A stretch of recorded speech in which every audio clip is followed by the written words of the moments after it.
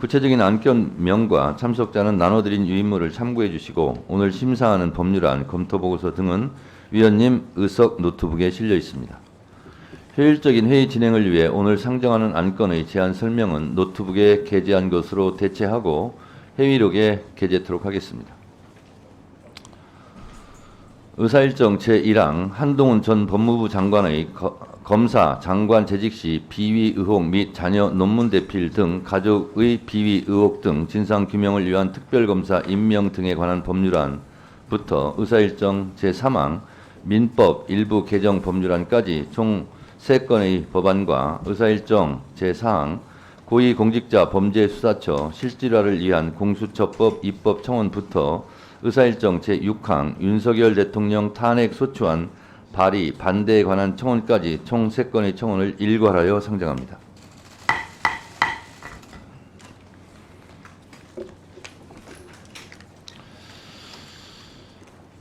다음은 전문위원으로부터 검토보고를 들은 후 대체 토론을 실시하도록 하겠습니다. 국회법상 검토보고와 대체 토론은 의무사항이고 꼭 하게 돼 있으니 검토보고를 먼저 일단 듣도록 하겠습니다. 정환철 수석전문위원 나오셔서 의사일정 제1항, 제2항 및 제4항에 대하여 간략하게 검토보고를 해주시기 바랍니다. 상정이 됐기 때문에 검토보고 해주세요. 검토보고 해주세요. 네. 검토보고 하세요. 네, 수석전문입니다. 문제가 있잖아요. 시작은 우리가 보장하지만 또 전문위원 검토 전에 의원님들의 이런 의견을 전문위원 뭐 하고 계십니까? 네. 검토보고 해주세요. 네, 수석전문위원입니다. 의원님들의 의사진행 발언을 왜 침해하시나요? 네, 전문위원 잠깐 출연해 주세요. 자, 우리 전문위원은 위원장의 전유물이 아닙니다. 송석준 의원님, 똑같이 검토를 위해서 의사 진행을 지금 방해하고 있습니다. 검토보고 빨리 하세요. 의사진행 발언이라고 생각하세요? 네, 안건에 대해서 위원님들이 각자의 의견을 얘기할 수가 있는 거죠. 이렇게 중요한 의사 진행 발언권을 드리지 않았습니다. 전문위원 검토보고 해주세요. 이거는 일방적 입법 독도 아닙니까? 네. 상정은 된건 존중해요. 그렇지만 의사일정 제1항 자체 의견이 있는데 박은정 의원 대표 발의 한동훈 전 법무장관의 검사, 장관 재직 시 비의혹 및 자녀 자, 계속 읽으세요. 논문 대필 등 가족의 비의혹 등 진상규명을 위한 특별검사 임명 등에 관한 법률안 의사일정 제2항 이성윤 의원 대표 발의 대통령 윤석열의 배우자 김건희의 주가 조작 의혹 등과 관련한 진상규명을 위한 특별검사 임명 등에 관한 법률안 의사일정 제4항 민영배 의원이 소개한 고위공직자 범죄수사처 실질화를 끝나고, 위한 검토부 끝나고. 공수처법 입법 청원 끝나갑시다. 이상 3건에 대하여 검토부 끝나고 간략히 하자고. 보고드리겠습니다. 특별검사법의 주요 검토사항은 수사 대상, 임명 절차, 수사 인력, 수사 기간, 재판 기간 등이 주요 논의사항이 되겠습니다. 먼저 의사일정 1항은 한동훈 전 법무장관의 검사 장관 재직 시 비의혹 및 자녀 논문 대필 등 가족의 비의혹에 대해 특별검사를 임명하여 수사하도록 하는 내용입니다. 주요 검토 내용을 간략히 보고드리며 수사 대상으로 고발 사주 의혹 사건, 윤석열 전 검찰총장 징계 취소 소송에서의 고의적 항소심 패소 및 상고 포기 의혹 사건 등을 규정하였습니다. 특별검사의 임명 절차와 관련하여 더불어민주당과 조국혁신당이 총 2인의 특별검사 후보자를 추천하여 대통령이 그중 1인을 임명하도록 하는 규정에 대해서는 논의가 필요할 것으로 보았습니다. 조직 규모는 특별검사부 3인, 파견검사 10인, 특별수사관 30인, 파견공무원 30인 이내로 규정하고 있는 바, 이는 현행 상설특검법에 따른 조직 규모와 특별검사부, 파견검사 수에서는 다소 차이가 있는 바, 수사 대상 등을 고려하여 결정할 사항으로 보았습니다. 다음 의사일정 제2항은 대통령 윤석열의 배우자 김건희의 주가 조작 의혹 등에 대해 특별검사를 임명하도록 하는 내용입니다. 주요 내용을 간략히 보고드리면 수사 대상으로 대통령 배우자에 대한 구체적 의혹 사건과 이와 관련된 공무원의 은폐, 무마, 해유 등 직무유기 및 직권남용 등을 규정하였습니다. 특별검사 임명 절차와 관련하여서는 더불어민주당과 조국혁신당이 총 2인의 특별검사 후보자를 추천하여 대통령이 그중 1인을 임명하도록 규정하고 있는 부분은 논의할 필요가 있다고 보았습니다. 조직 규모는 특별검사부 10인 이내, 파견검사 10인 이내, 특별수사관 70인 이내, 파견공무원 및 직원 20인 이내로 이는 상설특검법에 따른 조직 규모와 다르게 규정하고 있는 바 수사 대상 등을 고려하여 결정할 사항으로 보았습니다. 다음 쪽입니다.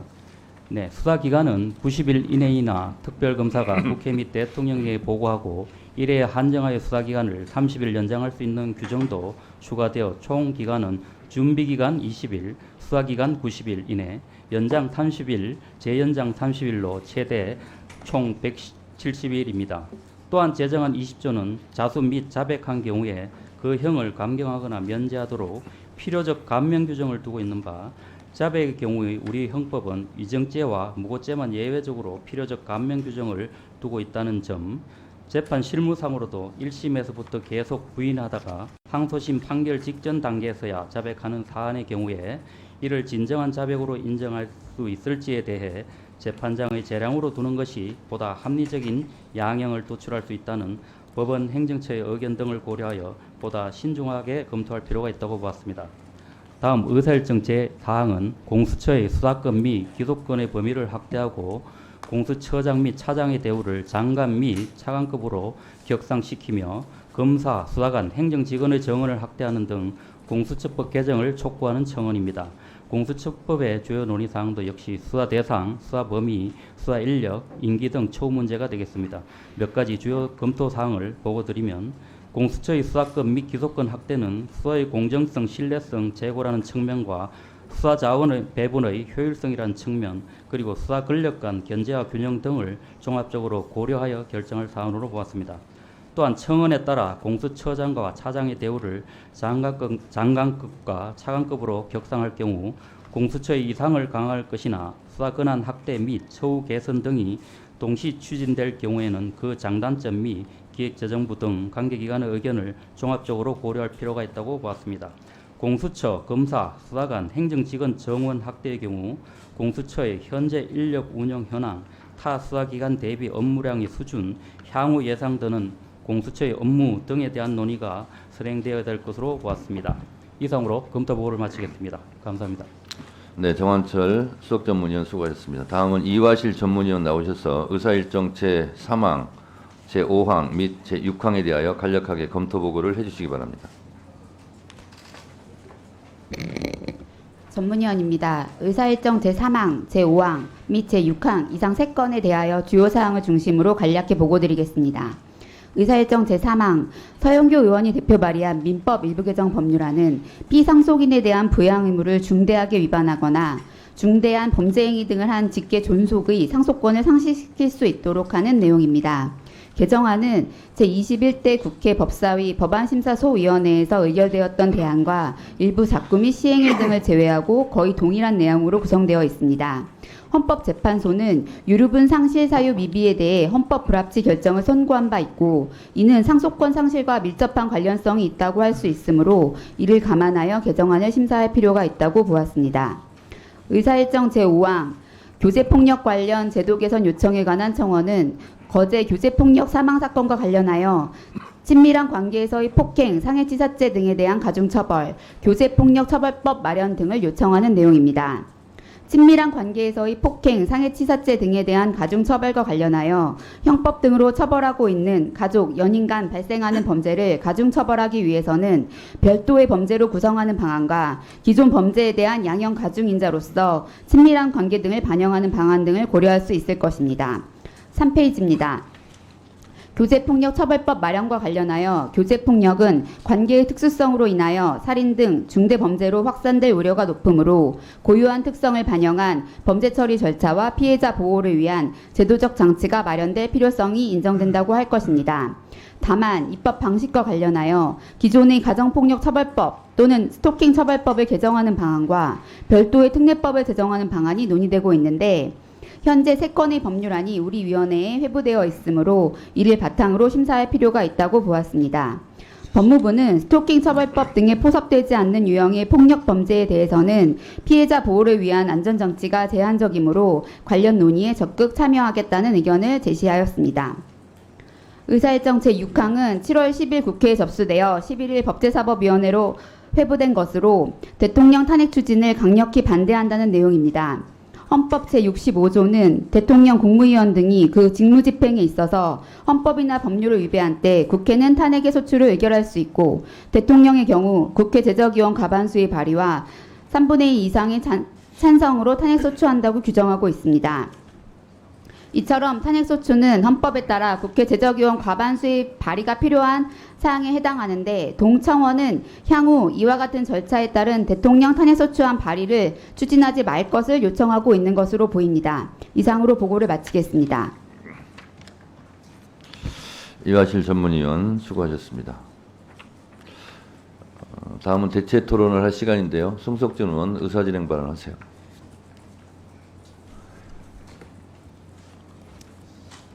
예, 법사위가 이렇게 순항하는 줄 알았는데 오늘 좀 사실 또 실망스럽습니다. 많이 서로 이제 간사도 선임하고 서로 충분히 같이 논의를 해서 우리 의사일정을 정해야 되는데 오늘 1호 한 건, 2호 한 건 이런 걸 보면은 도저히 상식적으로 납득이 안 가는 안건이 상정이 됐단 말이에요. 이거에 대해서 위원장님, 우리 간사간 합의가 된 건 아니잖아요. 그죠? 자, 제가 위원장님을 존경하고픈 위원장님이라고 말씀을 드렸어요. 통상 우리가 존경하는 위원장님이래야 그게 정상 아닙니까? 제가 이렇게 말씀드리는 거는 정말 존경스럽지 않은 모습을 좀 보이지 말았으면 하는 간절한 마음으로 존경받아야 될 우리 정청래 위원장님께 간곡히 제가 다시 한번 말씀드립니다. 1호 안건 보십시오. 한동훈 특검법이라는 겁니다. 그런데 여기서 나오는 의혹들 하나하나가 소위 검사로서 정상적으로 또 법무부 장관으로서 정상적으로 했던 이런 일들 그리고 또 거기 제기되는 의혹들이 다들 정말 이렇게 특검으로 해야 될 그런 사안들이냐. 통상 인사청문회에서 의혹 제기되고 사실 또 소명하고 이렇게 넘어갈 수 있는 사안들을 이거 마치 무슨 정말 국가적인 큰 사건이냐 이 특검을 한다고 합니다. 적어도 우리가 정당 정치를 하는 우리 대한민국 정치 현실에서 어제 우리 한동훈 우리 국민의힘 당대표 선출이 된 게 어제 아닙니까? 그래 어제 선출되셨는데 오늘 첫날 우리 정말 여당 당대표에 대한 특검법을 1호 안으로 올리는 그 법사위가 정상입니까? 위원장님, 이 부분에 대해서는 제가 이따 시간 드릴 테니까 좀 정말 진정하게 해명을 좀 해주세요. 그리고 두 번째 안도 마찬가지 아닙니까? 예, 김건희 우리 대통령 영부인 이 특검법 아니 유사 이래 처음으로 대통령 영부인께서 검찰 수사에 응해서 받았지 않았습니까? 이거 정말 있을 수 없는 일이 대한민국에서 벌어지고 있는데 그럼에도 불구하고 많은 협조를 했는데도 불구하고 이걸 또 특검을 하자. 지금 수사 중인 사안에 대해서 특검 대상을 원래 아니잖아요. 다 모든 것이 지켜본 다음에 문제가 있을 때 그때 가서 이제 특검을 논하는 건데 자, 이 두 분에 대해서 우리 정청래 위원장님 존경받아야 될 존경하고픈 위원장님 해명해 주시고요. 이번에 청원 대상에 정청래 제명 촉구 청원안이 발의된 거 아시죠? 벌써 10만이 넘었다고 그래요. 이 부분에 대해서도 국민들 속 네, 제가 의사진행 발언은 위원장한테 하기 때문에 위원장한테 한 의사진행 발언에 대해서 제가 답변을 드리겠습니다. 우리나라 헌법 제49조는 국회 의사결정은 다수결로 해라라고 정해져 있습니다. 총선을 통해서 한 석이라도 과반 의석을 확보하기 위해서 노력하는 근본적인 이유는 헌법에서 규정하고 있는 다수결 표결 원칙 때문에 그러하다고 생각합니다. 이렇게 하자 저렇게 하자 찬반 논쟁이 항상 있을 수 있습니다. 그럴 때는 정하고 가야 됩니다. 그 정하는 방법은 다수결 표결입니다. 헌법 정신입니다. 국회에서 의사결정 과정은 안건 상정, 안건 토론, 표결, 승복입니다. 이것이 국회 의사결정 방법이면서 동시에 민주적인 의사결정 과정이라고 볼 수 있습니다. 지금 오늘 법사위 고유 법안 6건을 상정한 것은 제가 그냥 임의로 한 것이 아니라 5월 30일, 5월 31일 제22대 국회가 출범한 이래 법사위에 지금 계류되어 있는 그 법을 법사위원장으로서 상정한 것이고요. 그리고 이런 법을 위원장이 상정을 하지 않거나 상정하거나 그런 것 자체가 위원장으로서 해서는 안 되는 일이다 이렇게 생각을 합니다. 그래서 이거는 한동훈 특검법이든 김건희 특검법이든 일단 상정을 하고 그 처리 과정은 치열한 토론을 통해서 결정이 될 것이다 이렇게 생각하고요. 법사위원장 정청래 제 개인에 대한 해임 청원도 제가 잘 알고 있습니다. 그것은 불행하게도 우리 법사위 소관이 아니라 운영위 소관으로 알고 있습니다. 법사위로 왔으면 더 좋았을 텐데 안타깝습니다. 그렇고요. 이 모든 법안에 대해서 찬반 의견이 있을 수 있습니다. 그렇다고 해서 그 법안 자체를 상정조차 하지 말자는 것은 국회법 취지에 맞지 않다 이렇게 생각하고요. 그리고 일단 오늘 상정된 안건은 전문위원 검토보고와 대체 토론이 있는데 그 정도까지는 일단 가고 토론 속에서 본인들의 의견 주장을 하셨으면 좋겠습니다. 김승환 간사님, 네, 의사진행 발언 주시기 바랍니다. 네. 아니, 의사진행 발언 하세요. 예, 의사진행. 송석준 의원님, 발언권 없고 얘기하세요. 드리고 안 드리고는 위원장 재량 사항입니다. 조용히 좀 하세요. 의사진행 발언 하세요.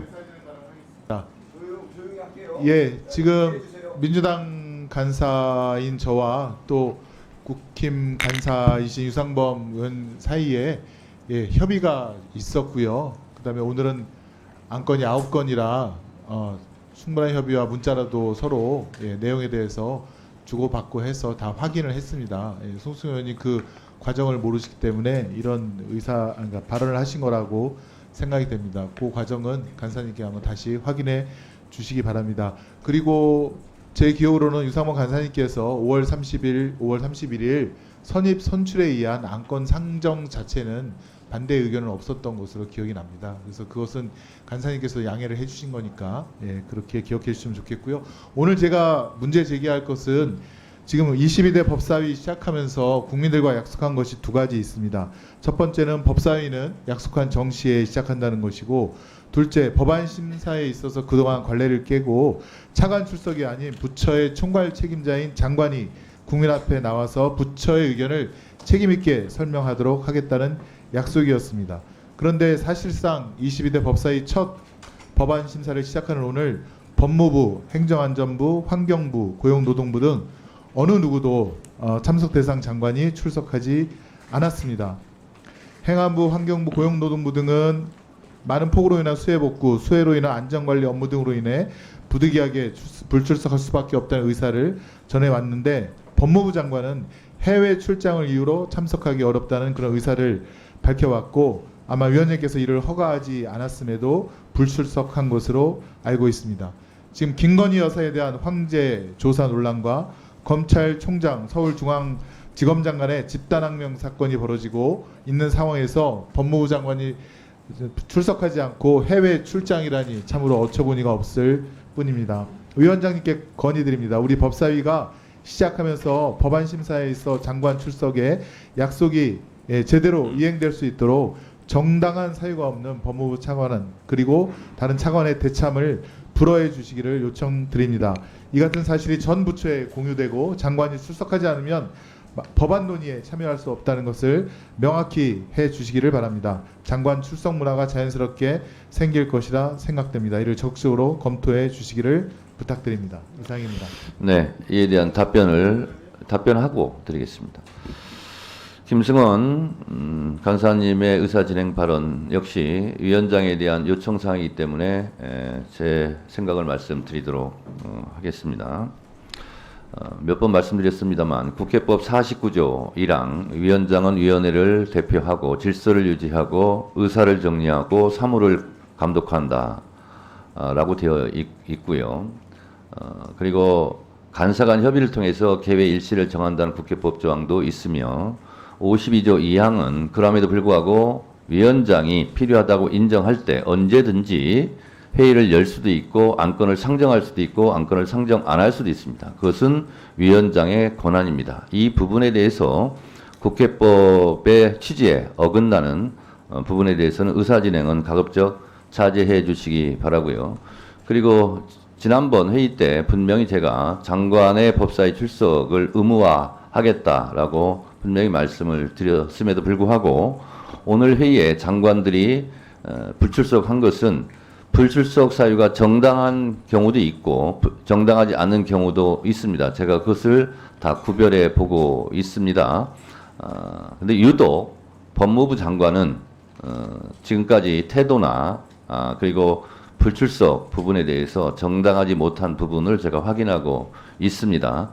그리고 오늘 마치 정당한 불출석 사유처럼 그 불출석 사유를 어거지로 맞춘 듯한 그런 느낌을 지울 수가 없습니다. 예를 들면 수해복구나 이런 부분은 누가 뭐라고 하겠습니까마는 그것을 마치 긴급하게 편성을 해서 마치 국회의 불출석을 회피하려고 하는 그런 의심의 여지가 상당히 많이 있습니다. 따라서 오늘은 첫 번째 이 안건 상정 토론이고 해서 장관이 반드시 출석해야 되는데 그러저런 이유로 오늘 불출석을 했고 또 출장도 있고 그래서 오늘까지만은 차관 출석을 제가 허락을 하겠습니다. 그러나 다음부터는 반드시 정당한 사유인 것처럼 그 이유를 만든 것에 대해서는 더 엄중하게 경고하고 꾸짖도록 하겠습니다. 그래서 오늘까지만은 차관 출석을 제가 허용하고 다음부터는 장관들이 출석하시기 바랍니다. 네, 유상범 간사님 의사진행 반세요. 예, 유상범 의원입니다. 민주당에도 잘 아시다시피 오늘 10시 반부터 인사청문회가 예정돼 있습니다. 민주당의 경우는 인력 자원이 풍부하다 보니까 상대적으로 법사위원들이 참여를 하지 않아도 되겠지만 국민의힘 경우에는 지금 여기 있는 법사위원 중 5명이 인사청문회에 참여를 합니다. 이게 얼마나 급한 사안인지 잘 모르겠습니다. 이 법안들을 바로 이 짧은 시간, 1시간 남짓 이것을 상정해서 토론할 정도로 긴급한 내용인지 저는 도저히 납득이 가지 않습니다. 이런 상황에서 긴급하게 이런 중차대한 법안들을 상정을 했습니다. 개개의 법안들은 다 사회적으로 논란이 많고 또 이 부분에 대해서 인정할 수 없다는 목소리도 굉장히 강합니다.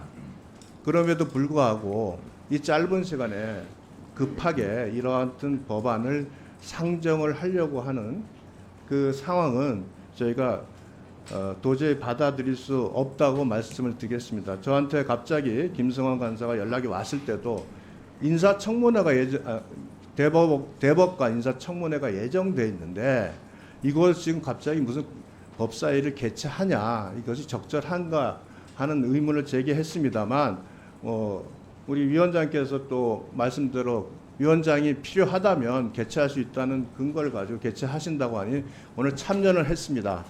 하지만 지금 시간이 많지가 않습니다. 그래서 먼저 미상정 고유 법안 새 법안에 대해서는 어차피 굉장히 심도 있는 논의가 필요하고 전문위원이 지적한 바와 같이 플리 바게닝 소위 의무적 감면 조항을 특검법에 넣는 등 논란이 많기 때문에 시간을 절약하는 의미에서 일단 이 대체 토론을 생략하고 바로 이 법안은 일소위로 회부해서 충분한 논의가 될 수 있도록 하도록 의사 일정을 진행했으면 좋겠다는 말씀을 드리고요. 소위는 지금 현재 소위 구성을 양쪽 그 당의 안은 다 제출돼서 마지막 협의는 돼 있지 않습니다만 내일 정심에 우리 김성원 간사와 만나서 마지막 그 소위 구성에 대한 안을 협의를 마무리할 예정입니다. 그러니 이 새 법안은 일소위를 회부하는 것으로 진행을 해 주시길 바랍니다. 자, 유상범 간사님 말씀 잘 들었고요. 저렇게 주장을 하신 부분에 대해서는 그럴 수 있다고 생각하고요. 그런데 위원장은 국회법을 어겨가면서 의사를 진행할 수는 없습니다. 국회법 58조 위원회의 심사조항 3항에는 반드시 대체 토론은 하게 돼 있습니다. 그래서 그 유상범 간사님의 의사진행 발언의 취지에 살려서 대신 국회법대로 민주당 한 분, 국민의힘 한 분 간략하게 대체 토론을 해주시기 바랍니다. 그렇게 했으면 좋겠어요.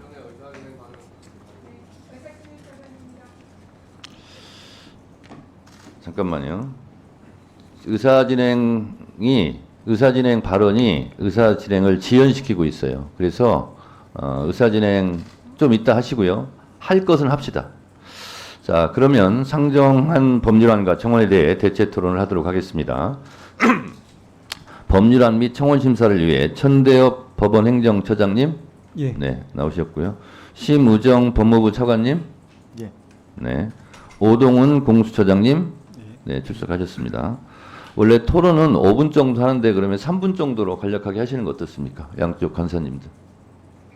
3분 정도로 하시죠, 그러면? 대체 토론을 해야 돼요. 한 분씩.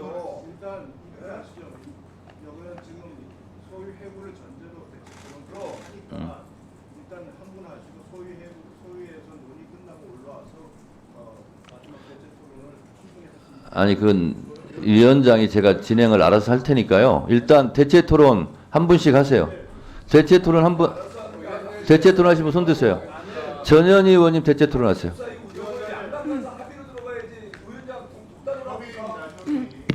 국회법 좀 읽어보세요. 합의란 단어가 없습니다. 협의예요. 협의가 안 되면 위원장이 판단해서 하는 겁니다. 자, 전현희 의원님 대체 토론해 주세요. 자, 시간은 3분으로 하겠습니다. 네. 대체 토론하세요. 네. 어제는 검찰의 존재 의미를 상실한 날입니다. 대한민국 검찰의 치욕의 날입니다. 주가 조작 의혹 명품백 수수 김건희 여사를 대통령실 경호실 부속 건물에서 검찰이 출장 조사, 이른바 황제 조사를 했습니다. 이제 수사도 택배 배달되는 시대인가 이렇게 묻고 싶습니다. 법 앞에 평등이라는 이 말은 어느새 흘러간 지나간 말이 된 것 같습니다. 국민 위에 군림하는 영부인입니까? 국힘에서 지난번에 김건희 여사가 마리 앙투아네트다라고 말을 했는데요. 이제 와서 보니까 김건희 여사는 루이 14세가 아닌가 그런 생각이 들 정도입니다.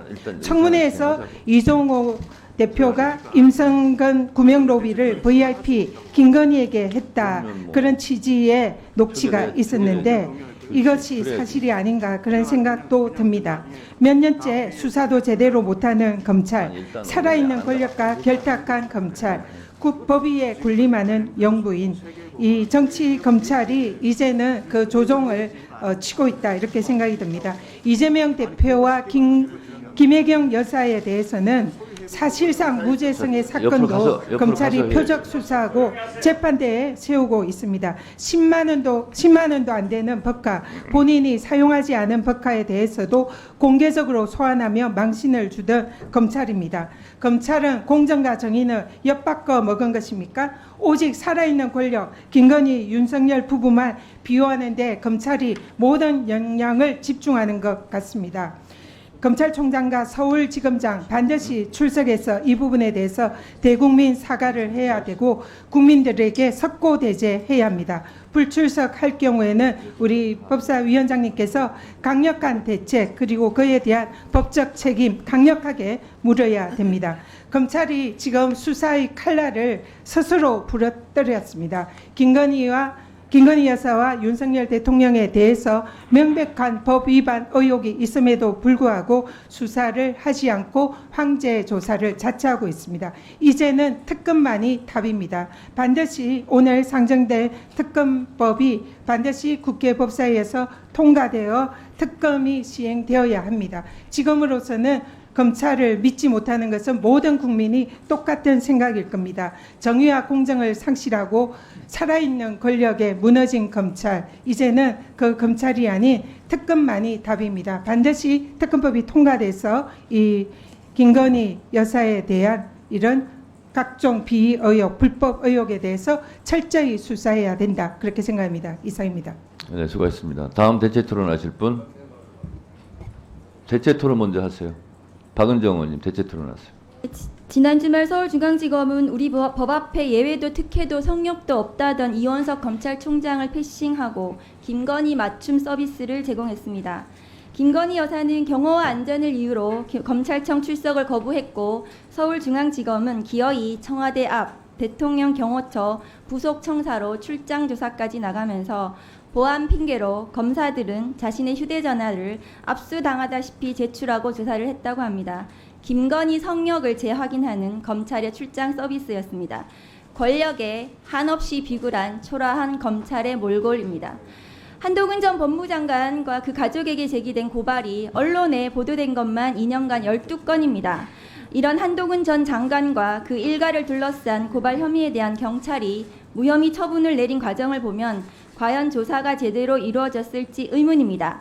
특히 자녀의 논문 대필 의혹을 포함한 5개 업무방해 등 혐의에 대해서는 경찰이 논문 심사 규정을 해신받지 못했다는 이유로 무혐의 처분을 하고 지난번 청문회에서도 보시다시피 경찰의 수심위에서 거수기로 그것을 손들어줬습니다. 국민들은 경찰의 수사 결과를 믿지 못하고 있습니다. 오히려 한동훈 전 장관의 당대표 출마 선언에 맞춰 경찰이 무혐의 발표를 해줘서 꽃길을 깔아줬다는 비판들이 더 많습니다. 한동훈 대표가 법무부 장관 혹은 검사 재직 시 연루된 위법 행위들에 대해서 조국혁신당은 특검법을 발의했습니다. 존경하고픈 국민의힘 송석준 의원님이 인사청문회에서 제기된 의혹들에 대해서 왜 장관 이후에 왜 수사를 하냐고 말씀을 하셨는데 대한민국은 2019년 8월부터 장관의 인사청문회에서 제기된 의혹들에 대해서 무자비하게 마구잡이로 수사해서 기소하는 것이 관행이 되었습니다. 국민 여러분들께서 모두 알고 계실 것입니다. 최근 한동훈 대표의 법무장관 취임 이후 본격적으로 활동한 것으로 추정되는 댓글 조작용 계정이 무더기로 발견되었고 여러 아이들을 활용한 조작 의심 댓글들이 다수 드러났습니다. 이에 따라 조국혁신당은 어제 댓글팀 의혹에 대해서도 추가한 법안을 발의했습니다. 과거 국정원 댓글 사건으로 스타 검사가 된 윤석열 대통령 이하 우리 지금 정부에서 이 범죄는 매우 중대한 범죄일 것입니다. 존경하는 정청래 위원장님과 법사위원님들께서 한동훈 전 장관을 둘러싼 댓글팀 의혹까지 제기되는 상황임을 감안해서 이번에 새롭게 제기된 댓글팀 의혹까지 심사 대상에 포함시켜서 충분히 법사위에서 토론이 이루어졌으면 좋겠습니다. 네, 수고하셨습니다. 다음 대체 토론하실 분. 의사진행 발언은 안 드리겠습니다. 대체 토론하실 분 손드세요. 박준태 의원님 대체 토론해 주세요.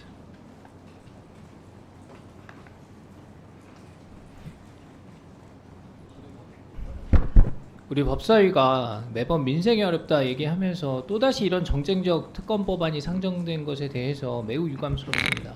제가 법사위 와서 민생 얘기는 듣지도 보지도 못했고 매 회의 때마다 탄핵, 특검 얘기만 하고 있습니다. 윤석열, 김건희 특검법, 한동훈 특검법이라고 하는데 여권의 지도자가 되면 모조리 다 특검 대상으로 올려놓고 특검법 통과시키겠다는 겁니까? 어제 전당대회에서 당대표 선출했는데 축하 인사를 이런 방식으로 하는지 묻고 싶습니다. 오늘 상정된 두 건의 특검법안 모두 국민 상식에도 법리적으로도 또 정치 도의적으로도 맞지 않습니다. 논의할 가치도 없이 폐기돼야 된다고 생각합니다. 엄연히 수사기관이 있는데 모두 무력화하자 이런 시도 아닙니까? 검찰은 수사 권력 남용하니까 기능을 찢어가지고 사실상 해체하자 이렇게 얘기하고 경찰에 수사권 줘야 된다고 얘기하더니 또 경찰 수사 결과는 발표하는 내용마다 못 믿겠다 그러고 공수처 만들어야 된다고 하더니 공수처 결과 나오기도 전에 특검을 하자고 합니다. 그리고 특검 법안을 만들 때마다 여야가 이견이 있습니다. 특검의 규모나 실시 기간, 추천 방식 이런 것들이 이견이 있으니까 앞으로 특검할 때는 이렇게 하기로 합시다. 이렇게 정한 게 상설특검법입니다. 그래서 상설특검법에서 정하는 내용에 따라서 특검 법안들을 논의해 나가고 여야가 협의 정신을 발휘하자는 것이 우리 이 앞선 국회에서 이미 다 합의가 된 내용들이잖아요. 그런데 상설특검법 얘기 나오니까 여야 각각 추천하기로 되어 있는 특검을 국회 규칙 바꿔가지고 4명 모두 야당이 추천해야 된다. 이런 주장을 하고 계십니다. 공수처가 특검의 보충적 기능을 한다. 우리 공수처 도입 논의할 때 다 나왔던 얘기들이고 여기 앉아 계신 법사위원님들 다 잘 알고 계신 내용입니다. 그런데 오늘 상정되는 민영배 의원이 소개한 이 공수처법 관련 청원, 여기서 공수처 권한과 공수처의 권한과 규모를 대폭 늘리자 이런 얘기하고 있는데요. 전부 특검하자면서 공수처는 왜 늘립니까? 오늘 상정된 특검법에 대한 반대 의견 명확하게 말씀드리겠습니다. 두 특검법안 모두 여러 위헌적 요소를 갖고 있습니다. 수사, 수출권은 상권분립 원칙상 행정부 권한이고 대통령의 특검 임명권이 보장돼야 되고 특검 임명 절차의 공정성이 담보돼야 됩니다. 국회가 특검법 논의할 때 고려해야 할 기본 중에 기본입니다. 오늘 발의된 법안들 여당을 제외하고 야당만 특별검사 추천할 수 있어서 대통령의 핵심 권한인 특검 임명권 침해해서 헌법상 삼권분립 원칙에 위반될 수 있다 생각합니다. 특검은 기존 수사기관의 수사가 미진하거나 수사의 공정성 또는 객관성이 의심되는 경우에 보충적 예외적으로 도입돼야 한다. 모든 분들이 알고 계신 내용입니다. 오늘 특검 법안에 혐의로 올려놓은 사안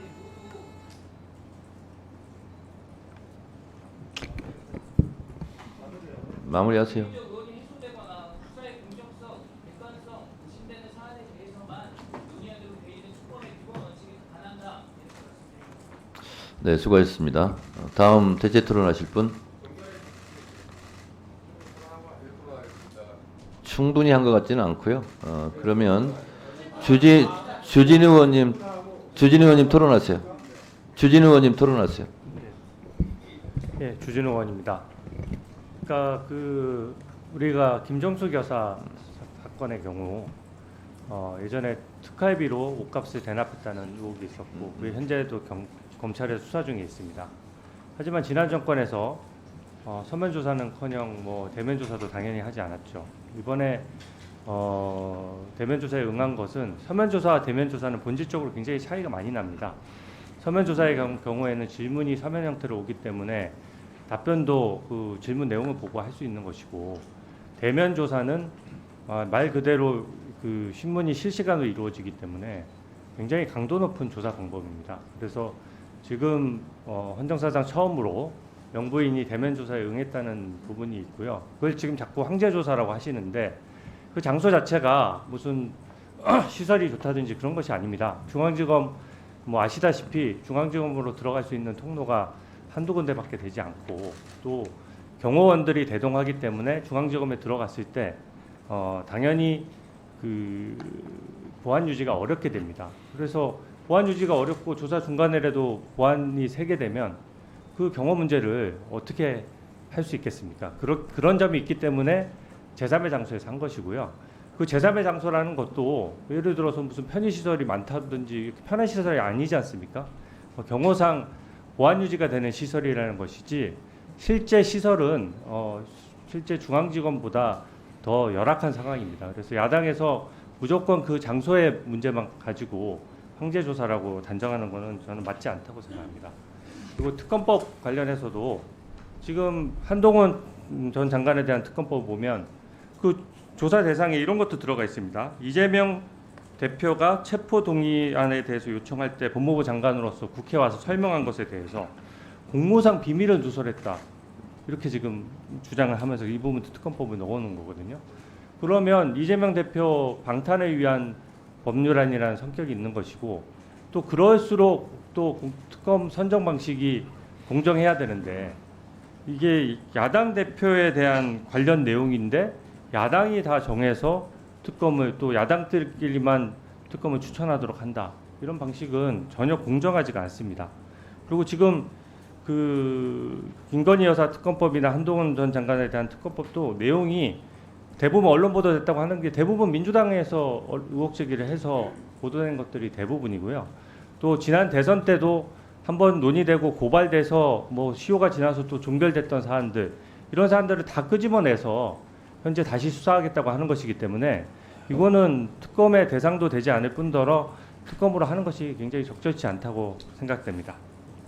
네, 이렇게 본인들의 생각, 의견을 주장하시면 됩니다. 뭐 모든 사람이 다 생각이 다 다르지 않습니까? 이렇게 합리적으로 토론하시면 됩니다. 민주당 한 분 토론하고 종결 절차를 밟겠습니다. 네, 서영교 의원님 토론해 주세요.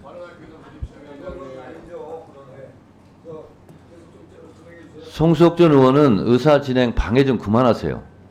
그리고 본인이 아무 때나 이렇게 껴서 얘기하는 게 본인 이미지에도 안 좋습니다. 위원장으로서 다시 한번 주의 드립니다. 자, 서영교 의원님 토론해 주세요. 예, 우선 저는 구하라법 관련해서 먼저 잠깐 말씀드릴게요. 부모가 아이를 양육하지 않고 양육비도 주지 않습니다. 그런데 불의의 사고로 아이가 세상을 떠납니다. 그런데 그 아이가 남기고 간 보험금이라든지 재산 관련해서 그 아이를 양육하지 않았던 부모가 1순위로 그 재산을 가져가게 됩니다.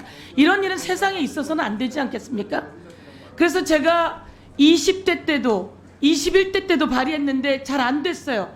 법사위에서 합의가 이루어졌습니다. 그런데 당시에 국민의힘 김도읍 의원 등 법사위 전체를 열지 않아서 저희가 법안 소위에서 합의했음에도 불구하고 통과되지 못했어요. 그런데 오늘 법안이 5월 31일 날 저희가 제출했기 때문에 선입 선출로 다른 법도 마찬가지라고 생각해요. 올라왔는데 이와 관련해서는 빠르게 지난번에 합의됐던 거니까 통과시키는 게 맞다 이렇게 생각합니다. 그래서 그걸 강력히 좀 주장하고요. 그 다음에 두 번째로는 김건희 여사 특검법 관련해서도 마찬가지로 아니 법안이 발의됐는데 어떻게 그것을 상정하지 않을 수가 있죠? 한동훈 관련한 특검법도 법안이 상정된 건 상정을 안 할 수가 없습니다. 그걸 안 하자고 하는 것은 말이 안 되는 거고요. 그래서 오늘 정당한 절차를 통해서 이야기하는 거기 때문에 상정된 국회의원들 헌법기관이 상정한 것은 발의한 것은 상정해야만 합니다. 그래서 그 말씀을 한 번 더 드리고요. 저희가 깜짝 놀랐습니다. 김건희 여사를 제3의 장소에서 불러서 예외도 있고 특혜도 있고 성역도 있게 수사를 했어요. 그리고 심우정 차관 나와 있지만 검사가 핸드폰을 반납한 채로 수사하는 사례가 있습니까? 경호의 문제요? 아니 이런 일이 경호의 문제라고 얘기할 수 있습니까? 이래서 특검법이 필요한 거 아닙니까? 대한민국 국민이 깜짝 놀랐어요. 김건희 여사는 또 잘못한 거예요. 이거 이런 식의 조사 안 받았으면 이런 식으로까지 더 불타오르진 않을 거예요. 국민의 분노가 불타오릅니다. 대통령은요 평등의 원칙을 준수해야 돼요. 모든 국민에게 모든 사람들에게 평등하게 수사받을 권리가 있어요. 그런데 아주 특혜받고 예외받고 성역이 있었고 이것은 검찰총장이 이야기하는 거잖아요. 오늘 법무부 차관 나왔지만 이게 말이 되는 일입니까? 이것 때문에 더 특검법이 당위성을 갖게 되는 거예요. 정당성을 갖게 되고 누구도 이걸 얘기하지 못해요. 이것에 대해서 반박할 수가 없다고 저는 생각해요. 그래서 오늘 이 법 상정해서 바로 그 논의해 나가야 된다. 이렇게 그리고 통과시켜야 된다. 이렇게 주장합니다. 네, 수고하셨습니다.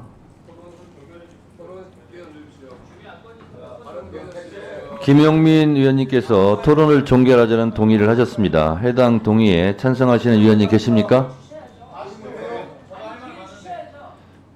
예, 이건태 위원님 등의 찬성이 있으므로 국회법 제71조에 따라 토론 종결 동의가 의제로 성립되었고 이에 따라 국회법 제108조에 따라 토론을 하지 않고 표결할 것을 선포합니다. 하고 하자고. 표결에 앞서서 회의장에 계신 위원님은 모두 재석 위원수에 포함된다는 점을 말씀드립니다. 그리고 방법은 국회법 제112조 및 제71조 단서에 따라 거수 표결로 진행하겠습니다. 먼저 찬성하시는 위원님들은 손을 들어주시기 바랍니다. 내려주십시오. 다음 반대하는 위원님은 손을 들어주시기 바랍니다. 반대하는 분 손 들어주세요. 반대하는 분 손 들어주세요. 내려주십시오.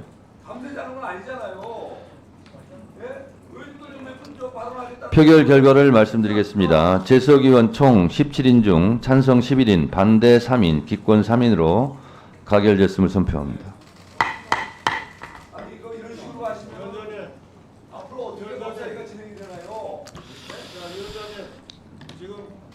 더 이상 토론, 네, 알겠습니다. 더 이상 토론하실 위원이 안 계시면 대체 토론을 종결하겠습니다. 대체 토론을 마쳤으므로 동법안과 청원을 소위원회로 회부할 순서이나 의사일정 제1항 및 제2항은 제정법률안으로서 국회법 58조 6항에 따라 공청회 또는 청문회를 개최하여야 합니다. 따라서 해당 안건들은 전체 회의에 계류하고 공청회 또는 청문회 개최 후 일소위로 회부하겠습니다. 또한 의사일정 제6항 대통령 탄핵소추안 발의 반대에 관한 청원은 현재 우리 위원회에서 심사 중인 즉각 발의 요청에 관한 청원과 동일하게 위원회 차원의 청문회를 개최하자는 것이 저의 입장입니다. 이에 대한 찬반 여부에 대해서 여당의 입장이 확정되지 않았으므로 이에 대한 간사간 협의를 위하여 전체회의에 계류하겠습니다. 아울러 의사일정 제4항과 5항 이상 두 건의 청원은 각각 공수처법 개정, 교제폭력처벌법 마련 등 법안의 재개정에 관한 청원이므로 관련된 법안과 함께 종합적으로 심사하기 위하여 국회 청원심사규칙 제8조 3항에 따라 법안 심사 일소에 회부할 예정입니다. 그러면 말씀드린 바와 같이 오늘 상정된 안건 중 의사일정 제3항부터 5항까지 총 3건을 법안심사 제1소위원회에 각각 회부하여 심사하고자 하는데 이의 없으십니까? 이거는 소위를 보내는 거니까요. 이의 없으시죠? 자, 이의가 없으심으로 가결되었음을 선포합니다.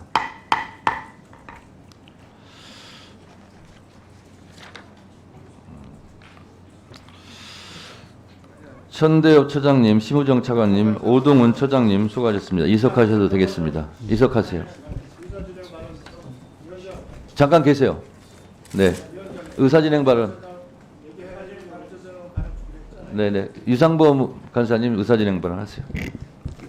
지금 위원장께서 국회법 108조의 규정을 원형해서 계속적으로 대체 토론이 종결되지 않은 상태에서도 토론을 종결하는 모습을 반복하고 있습니다.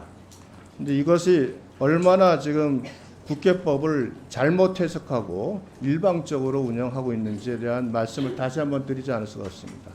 운영위원회에서의 운영이 관련된 위원회 발언 규정은 60조 1항에 같은 의제에 대해서는 횟수 및 시간 등의 제한 없이 발언할 수 있다고 규정이 되어 있습니다. 이 발언을 원하는 사람이 2명 이상일 때는 15분 내 범위에서 발언을 균등하게 정하게 되어 있습니다. 60조 1항이 운영위원회에서 의원 발언의 가장 중요한 법안입니다. 위원장께서는 준용 규정 71조를 근거로 해서 108조를 말씀하시는데 그래서 한 명이든 2명이든 발언만 하면 바로 중단할 수 있는 것처럼 말씀을 하십니다. 그러면 103조 규정은 어떻게 하실 겁니까? 103조를 보시면 적어도 의원은 같은 의제에 대해서 2차례만 발언할 수 있다고 되어 있습니다. 적어도 2차례, 본회의에서도 같은 의제에 대해서 2차례 발언을 보장합니다. 60조 1항에서는 제한 없는 발언을 규정하고 있고 본회의에서는 적어도 최소한 본회의에서도 2차례 발언을 인정하고 규정하고 있습니다. 이것이 대체 토론이 무제한 토론이 돼서 마치 법안 처리를 의도적으로 아예 심사가 못 되게 된다. 이렇게 한다면 그 부분에 대해서 108조 규정을 준용해서 위원장께서 그 어느 순간에는 의사 진행을 위한 그 의원들의 토론을 종결할 수 있는 그러한 보충적 규정입니다. 준용이라는 것은 그 규정을 바로 적용하라는 게 아닙니다. 그 준용되는 규정의 성질이나 여러 가지 그 다른 법률과의 관계에 비추어서 거기에 비추어 볼 때 충돌되지 않는 범위에서 준용을 할 수 있게 되어 있습니다. 위원회에서의 발언은 60조 1항에 대해서 원칙적으로 제한 없이 발언할 수 있습니다. 근데 지금 위원장께서는 이 60조 1항에 대한 부분에 대해서는 전혀 언급하지 않고 단순히 준용 규정에 불과한 108조 2항을 가지고 일방적으로 지금 대체 토론의 의원들의 대체 토론을 일방적으로 지금 중단시키고 있는 겁니다. 이 세 가지 규정을 검토해 보면 최소한 위원의 발언은 적어도 2번까지는 보장을 해주고 그 이후에 충분함에도 불구하고 의사 진행이 연장된다든 의사 진행을 의도적으로 끌고 간다든가 할 때 108조 2항의 적용을 검토할 수 있는 겁니다. 지금 네, 이와 같은 알겠습니다. 적용은 분명히 불법적인 국제법의 해석이다. 그리고 거기에 대한 비방적 적용이라는 것을 다시 한번 말씀을 드리고 향후에는 뭐 지금까지 벌어진 일에 적용은 분명히 불법적인 국제법의 해석이다.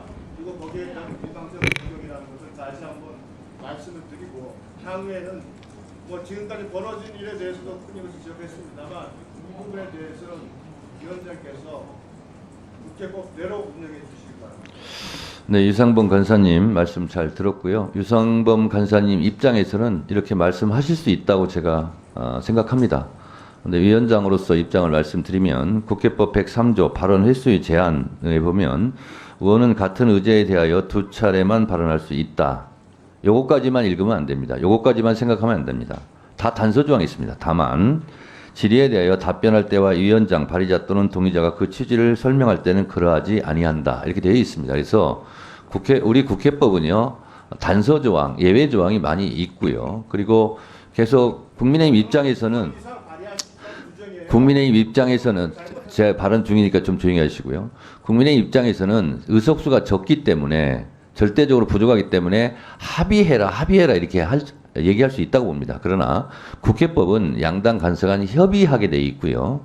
그러나 협의가 안 되면 언제까지 우리가 식물국회로 아무 것을 진행할 수 없기 때문에 그래서는 안 된다는 국회법 취지로 위원장이 필요하다고 인정할 때는요, 개회도 할 수 있고, 안건 상정도 할 수 있고, 안건 상정을 안 할 수도 있고, 표결에 붙일 수도 있고, 표결에 안 붙일 수도 있습니다. 그래서 사실 저도 위원장이 되고 나서 국회법을 살펴보니까 위원장 권한이 굉장히 큽니다. 그래서 우리 위원들께서는 그런 부분을 국회법을 읽어보시면, 아, 위원장의 권한이 상당히 크구나 하는 점을 알 수 있을 거라 생각하고, 다만, 가급적이면 여야가 보기 좋게 합리적으로 합의를 해서 진행되면 얼마나 좋겠습니까? 저도 그것을 원합니다. 그래서 유상범 간사님의 발언 취지는 제가 충분히 이해를 했고요. 그리고 앞으로 위원장으로서 가급적이면 여야가 잘 원만하게 합의해서 처리했으면 좋겠다. 그러나 합의가 안 되면 결국은 법사위는 운영돼야 되기 때문에 국회법에서 52조 2항이 규정하는 대로 위원장이 필요하다면 위원장의 권한을 행사하겠다라는 말씀드리고, 유상범 간사님의 취지는 제가 잘 듣고 가급적 반영하도록 노력할 테니 국민의힘에서도 많이 위원장 의사진행에 협조해 주시기 바랍니다. 자, 박지원 의원님 의사진행 발언입니까? 네, 의사진행 발언하세요.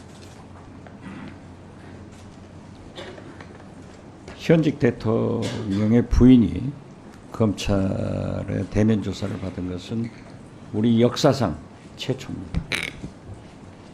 그렇지만 그런 불행한 영부인을 가진 국민으로서 왜 특검이 필요한가? 검찰 조사 결과를 보면은 국민들이 이해를 합니다.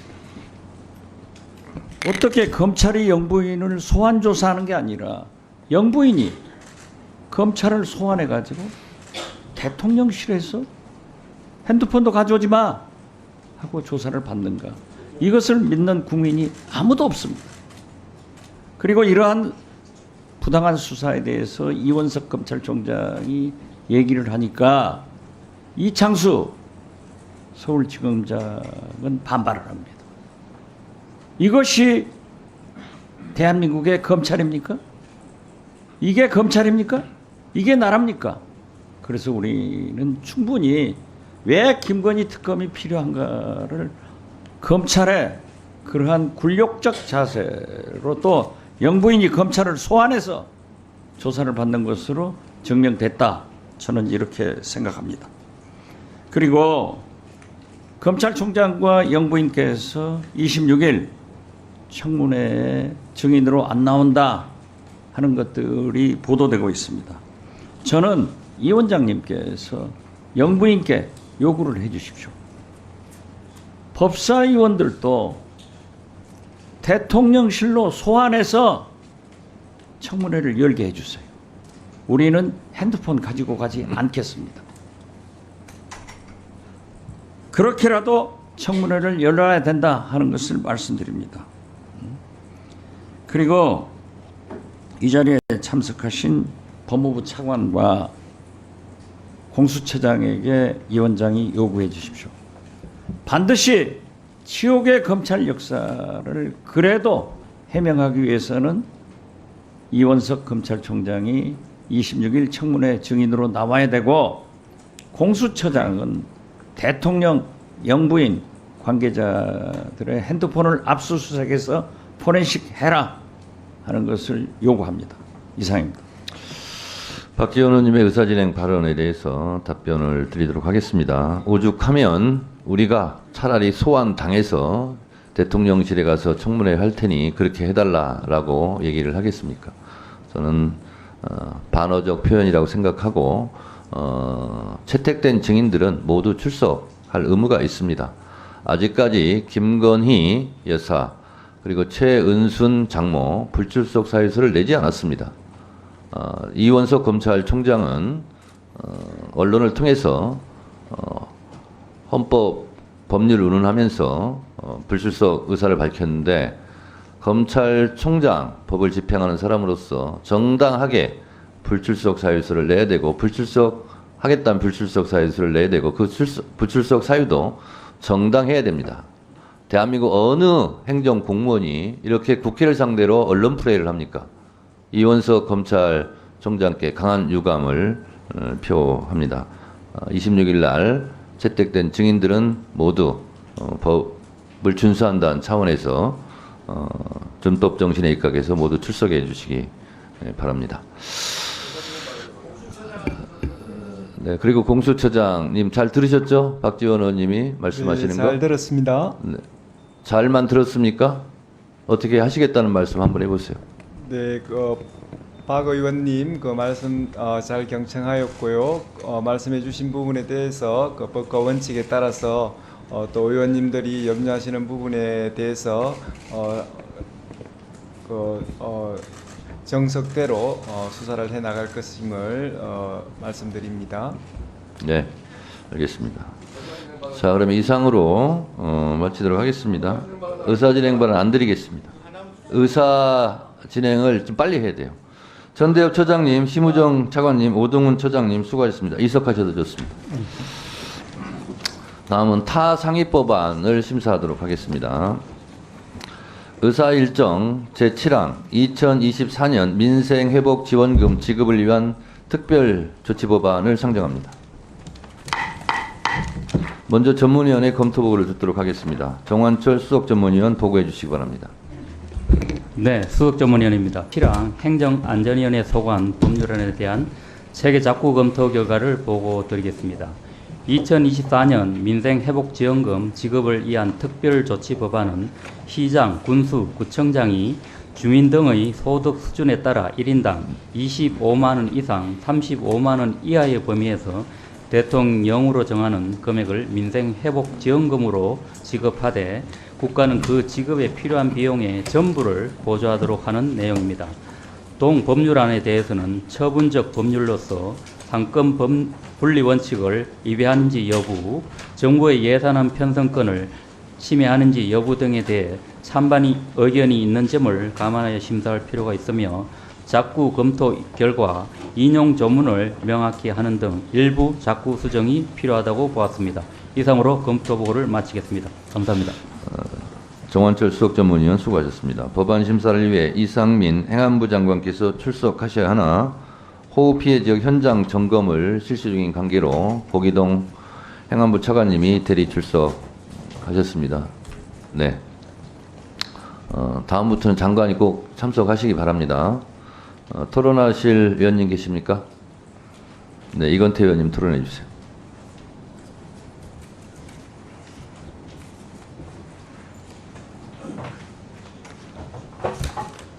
그렇습니다. 네.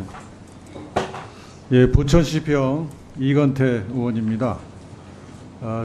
제가 선거 때 저희 지역에 참치집을 들렸는데 그 참치집 사장님이 가게가 텅 비어 있었습니다. 저한테 하시는 말씀이 이 가게에서 내가 망할지도 모른다는 정말 현실적인 두려움이 든다. 저 윤석열 대통령 좀 어떻게 좀 해달라 이렇게 말을 했는데요. 그분의 눈에서 진짜로 망할지도 모른다는 두려움, 절박함, 분노를 읽을 수 있었습니다. 정치인으로서 이 문제를 반드시 해결해 드려야겠다는 결심을 하게 됐고, 그래서 제가 선거 때 이 민생회복지원금 반드시 지급해 드리겠다고 약속한 바가 있습니다. 지금 고물가, 고금리, 고환율 이 3고 때문에 국민들이 정말 어렵습니다. 소상공인들 폐업한 집이 많고 가게 손님이 줄어가지고 임대료 내기가 너무 힘듭니다. 이런 상황에서 이 민주당이 준비한 이 법은 우리 민생을 해결하는 정말 절실히 필요한 법입니다. 정부는 세수 결선을 얘기하면서도 초부자 감세를 해가지고 세수 결선에 대해서는 아무런 대책이 없습니다. 그뿐만 아니라 대통령은 선거 때 831조나 되는 공약을 남발한 적도 있고, 그래서 이 법이 반드시 통과돼서 서민들의 민생고, 우리 소상공인들의 민생고를 반드시 해결해 줘야 된다고 생각합니다. 재정의 역할을 충분히 해서 마중물 역할을 해야 되는 것입니다. 민생경제와 소상공인, 골목경제, 지방경제를 이 법으로서 어느 정도 마중물 역할을 할 수 있다고 생각합니다. 이 법에서 나온 대로 지역 상품권을 지급하면 우리가 코로나 경제 위기 때 이런 지원금을 지급함으로써 실질 소비가 약 10% 증가한 경험을 가지고 있습니다. 이런 걸 볼 때 이 법은 반드시 필요한 법이고 시급히 통과돼야 되는 법이다, 이렇게 생각합니다. 이상입니다. 네, 조배석 의원님 토론해 주세요.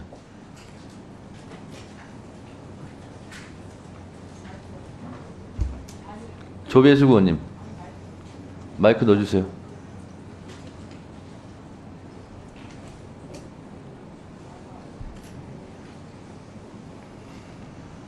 그러면 마이크 나오면 옆자리 옮겨 주셔서 발언하세요. 옆자리 거 넣어주세요. 네, 됐습니다. 들어갔군요. 네. 네, 됐습니다. 네, 지금 민생이 어렵습니다. 맞습니다. 그런데 이 법에 대해서 저는 과연 이렇게 접근하는 것이 맞는가 하는 생각이 듭니다. 이석하지 마세요. 네, 제 생각은 지금 이 법은 모든 국민한테 일률적으로 이렇게 지원하자는 것인데, 저는 일률적인 현금성 지원보다는 취약계층에 대한 맞춤형 지원이 필요하다, 이런 말씀을 드립니다. 지금 우리가 국회에서 법을 통과시킬 때는 그 법이 헌법과 법률, 이런 법 체계 질서의 정합성이 필요합니다. 그런데 이 법은 우선 위헌 소지가 있습니다. 헌법 제54조 56조에 따라서 국회는 정부의 동의 없이 예산 편성 기능을 할 수가 없습니다. 그래서 저는 이 부분에서 가장 큰 문제가 있다고 생각합니다. 또 법안이 구체적인 지급 대상과 금액을 명시하고 있습니다. 그 자체로 국가 예산 편성 규모가 확정이 되고 지급 시기도 확정적으로 규정이 되고 있습니다. 그래서 결국 연내에 추경 예산을 편성하고 집행을 강제하는 그런 결과가 나오고 있습니다. 저는 우리가 안 하겠다는 것이 아닙니다. 하는데 헌법과 법률에 맞게 하자는 것입니다. 그리고 또 지금 이 지역사랑 상품권 이 발행 비용만 해도 거의 한 700억 원 이상 소요가 되고 있습니다. 그리고 또 이렇게 일률적으로 현금성 지원을 했을 때 과연 그 소비 효과가 그대로 또 100% 반영이 될 것인가, 거기에 대한 의심도 있고요.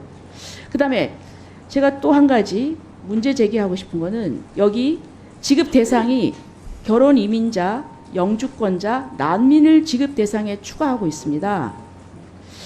자, 우리가 뭐 다문화 해가지고 어려운 사람들한테 도움을 주는 거는 좋습니다. 하지만 지금 이 부분에 있어서 우리가 복지 혜택을 줄 때 조금 저는 좀 따져야 된다고 생각합니다. 왜냐하면 영주권자, 난민들 지금 이거는 국가 예산이 투입이 됩니다. 그런데 그 국가 예산에 지금 이분들은 납세 의무나 그리고 국방의 의무를 한 사람이 아닙니다.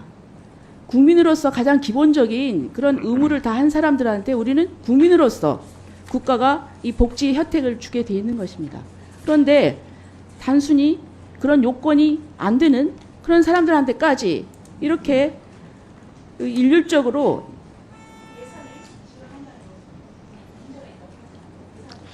네. 의사일정 제7항은 일단 장관도 출석하지 않았고 또 여야 간 이견이 있으므로 계속 심사하도록 하겠습니다. 고기동 차관님, 그래도 오셨는데 한 말씀 하실 거 있으면 하시고 이석하셔도 좋겠습니다. 예, 위원장님 발언 기회 주셔서 감사합니다. 이번 관련해서 아직 위헌 논란성이 해소되지 않았고 정책 효과도 불분명하다고 저희는 생각을 하고 있습니다. 말씀 주신 것처럼 상당한 재원이 들어가기 때문에 국채 발행도 불가피한 상황입니다. 아울러 집행에 있어서 상당한 난망이 예상되고 있습니다. 그러한 점 충분히 고려하여 심사해 주시면 감사하겠습니다. 네, 정부 측 입장은 이미 알고 있던 바와 같이 반대 입장이신 거죠? 예, 동의하기 어렵습니다. 네, 그렇습니다. 네. 지금 의사 진행을 빨리 좀 했으면 좋겠는 게 대법관 청문회까지 겹쳐 있기 때문에 의원님들 좀 빠른 의사 진행 협조해 주시기 바랍니다. 다음은 환노일부터 회부된 법안을 심사할 순서이나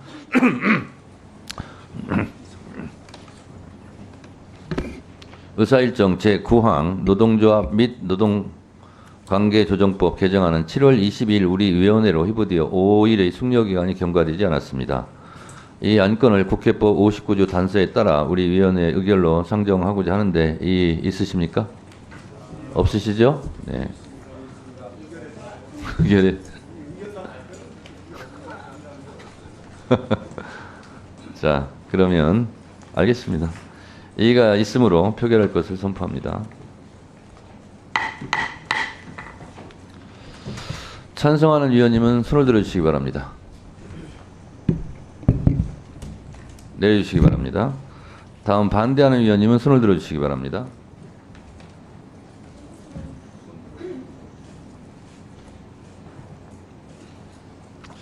재석 의원 총 13인 중 찬성 9인, 반대 4인, 기권 0으로 이 안건은 가결되었음을 선포합니다. 네, 잠깐만요. 의사일정 제8항 폐기물 관리법 개정안과 의사일정 제9항 노동조합 및 노동관계조정법 개정안을 일괄하여 상정합니다. 네, 박재원 의원님, 의사진행 발언입니까? 행안부 차관한테 한번 묻겠습니다. 네. 네. 행안부 차관. 오늘 또 북한 오물이 대통령실 바로 앞에 떨어졌습니다. 이것은 이미 우리가 북한으로 풍선을 보내기 때문에 북한에서 오물을 보내고 있습니다. 대로 주고 말로 받고 있는 거예요. 그런데 이것은 이미 헌법재판소와 대법원의 판결로 표현의 자유도 중요하지만은 국민의 재산과 생명 보호가 우선하기 때문에 보내지 마라 이렇게 됐기 때문에 법조인이 대통령하는 국가에서 헌법재판소, 대법원의 최종 판결도 준수하지 않는 것은 문제가 있다고 생각합니다. 따라서 행안부에서 경기도 김동연 지사처럼 대북 전단 살포를 단속해 주십사 하는 말씀을 드립니다. 두 번째로 지금 도깨비 폭우로 전국이 아비 교환입니다. 김대중 대통령 정부 때 추수기 바로 직전에 폭풍이 와가지고 전국의 벼농사가 망쳤습니다. 이때 제가 비서실장을 했는데 대통령께 건의를 했습니다. 국가가 있기 때문에 대통령이 계시기 때문에 피해를 당한 서민, 농어민들에게 전국 재난지역을 선포해서 국가가 은전을 베풉시다. 그렇게 해서 전체를 베풀어 가지고 상당한 국민들이 감사를 느꼈습니다.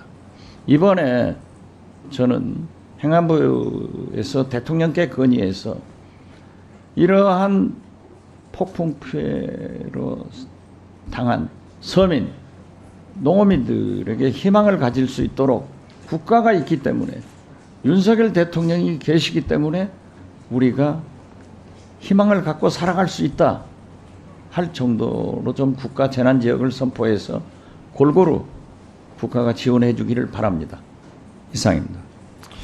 네, 수고하셨습니다.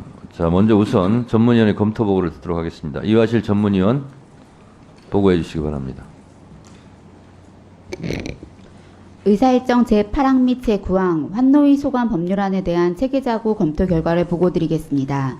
의사일정 제8항 박홍배 의원이 대표 발의한 폐기물관리법 일부 개정 법률안은 시멘트를 제조하는 자가 시멘트 제조에 사용된 폐기물의 종류, 원산지, 구성 성분을 포함한 정보를 공개하도록 하고 이를 위반하는 경우 2년 이하의 징역이나 2천만 원 이하의 벌금에 처하도록 하는 내용입니다.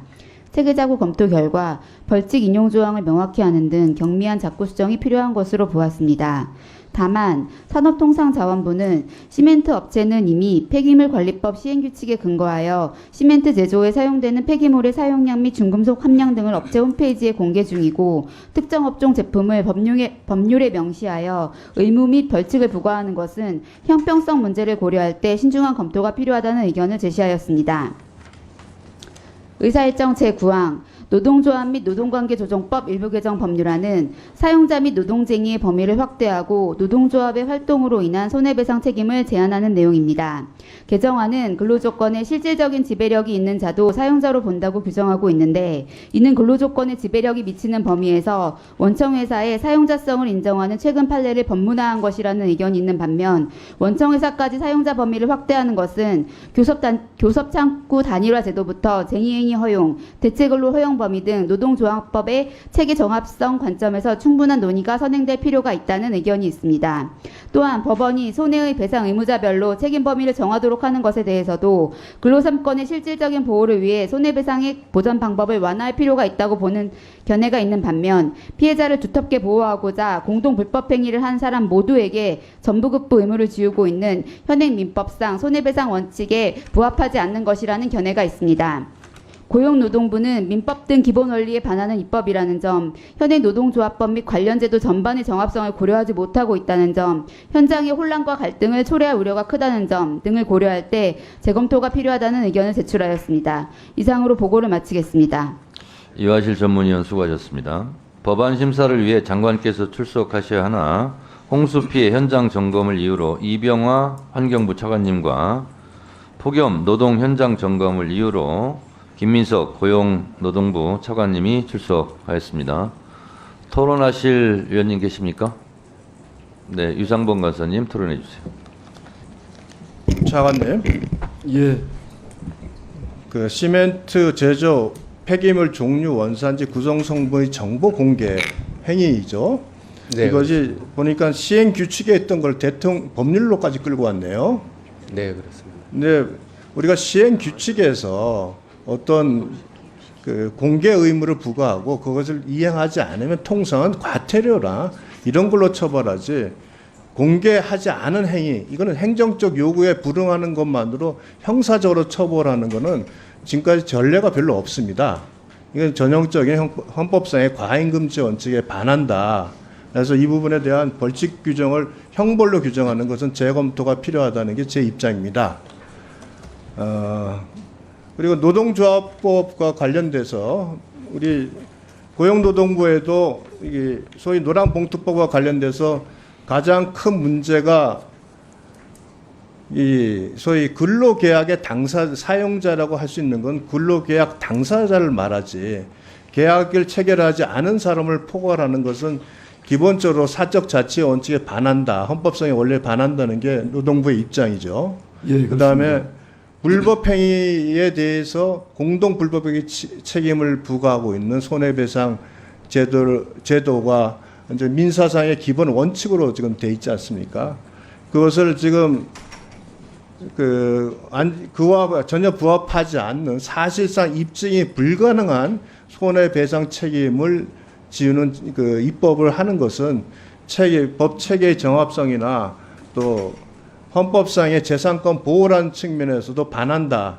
이게 이제 노동부의 입장이죠. 예, 그렇습니다. 제가 방금 설시한 이후에 노동부에서 지금 이 법안에 반대하는 가장 큰 부분 있으면 추가로 좀 말씀을 해보세요. 예, 간단하게 말씀드리겠습니다. 저희가 지금 좀 전에 유상범 의원님 말씀하신 것처럼 현행 헌법상 죄형 법정주의의 핵심이 명확성의 원칙인데 사용자를 실질적 구체적 지배력설까지 확대했기 때문에 저희가 교섭 의제가 여러 가지가 있는데 이때마다 도대체 누가 사용자인 건가에 대해서 논란이 있기 때문에 명확성의 원칙 위배된다 이렇게 보고 있고요. 다음은 노동쟁의 범위 확대와 관련해 가지고 저희가 지금은 근로조건의 결정에 관한 부분을 노동쟁의 대상으로 하고 있기 때문에 이 부분을 근로조건까지 확대한다면 해고 같은 거 이런 상황 관련해 가지고 이거는 누가 옳은 것이야 문제이기 때문에 법령 해석 권한이 있는 법원이라든지 노동위원회에서 해야 될 사안들을 쟁의까지 올리기 때문에 만약 이 문제가 논의가 된다면 사용자의 대항권까지도 같이 논의가 돼야 된다 그런 입장입니다. 손해배상 청구 범위 확대는 좀 전에 의원님께서 말씀하신 것처럼 쟁의 자체가 집단행위이기 때문에 이 관련해 가지고 개별적으로 배상 의무자별로 뭘 잘못했는지 이런 거를 귀책 사유 같은 걸 하기 어렵기 때문에 민법상 불법 공동의 책임에 대한 부진적 연대 책임이 있는 부분이고 이번 개정안은 이 부분에 배치되기 때문에 정부는 반대 입장을 말씀드리고 있습니다. 1분 더 주세요. 7항에 대해서는 제가 발언할 기회가 없어서 발언을 못했습니다만 이 부분에 관해서도 국가 예산 체계를 근본적으로 흔드는 입법이고 8항, 9항도 지금 현재 헌법 및 관련 체계의 정합성이 극히 떨어지는 법안들이고 이에 대한 반대 의견이 많습니다. 그래서 이건 이소위로 회부를 해서 추가 논의를 하는 걸로 이렇게 마무리하는 것이 이 법사위의 제대로 된 법률 검토 기능을 활성화할 수 있는 방안이라고 생각을 합니다. 몇 항을 지금 이소위로? 예, 7, 8, 9항을 다 이소위 회부하는 걸로 의견을 내겠습니다. 7, 8, 9항 다 네, 이소위로. 그렇습니다. 자, 국회법에 대해서 먼저 설명을 드리겠습니다. 이소위로 넘기지 않은 제안이 있으면 이것은 표결을 해야 됩니다. 전체회의에 계속 심사를 할 거라고 제가 지금 예고를 했는데 이소위로 보내자는 게 있으니까 의견이 있으니까 이것은 표결을 해서 처리하도록 하겠습니다. 안 됩니다. 그래서 이거는 위원장은 전체 회의에 계속 심사를 할 것을 제가 진행을 하고자 하는데 국민의힘 유상범 간사가 이소위로 보내자고 했기 때문에 이것은 표결 처리하도록 하겠습니다. 이거부터 먼저 하겠습니다. 자, 의사일정 7항부터 9항까지는 심도 깊은 논의를 위해 법안심사 이소위로 회부하자고 하는 의견이 있습니다. 이에 대해서 의견 있으십니까? 반대합니까? 네, 그러면 반대하시는 분 손들어 주세요. 네. 찬성하시는 분 손들어 주세요.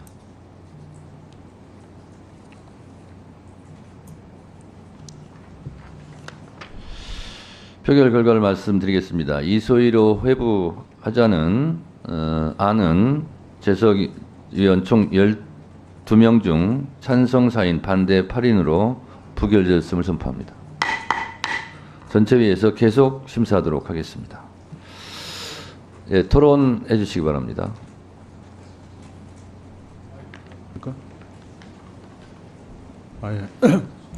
예, 부천시병 이건태 의원입니다.